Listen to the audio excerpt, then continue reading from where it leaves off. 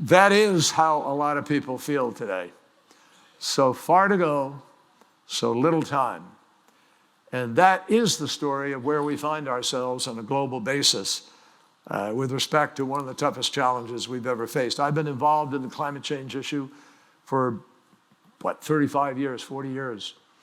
I started working on acid rain in the 1980s, and we solved the problem, actually. You don't hear about it today. We did it with a cap and trade, global marketplace solution. And then when I went to the United States Senate, I was privileged to make that part of the Clean Air Act, and we moved to a national basis.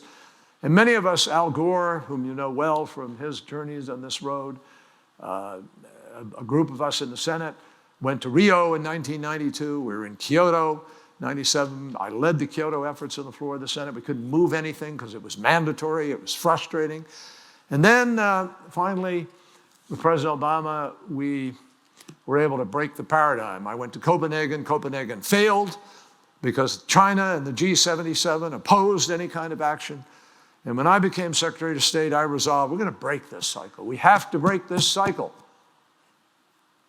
And I went to China at the behest of the president and negotiated with President Xi, and we came up with an agreement to do a year's joint analysis of how we could work together going into Paris in order to break the paradigm and figure out what our emissions reductions would be so we could set an example to the world. We did it. 1 year later, President Obama and President Xi stood up in the Great Hall of the People in Beijing and announced to the world what our reductions were going to be. And it made all the difference. It broke the dam. People began, whoa, maybe Paris can work. Maybe we can do something.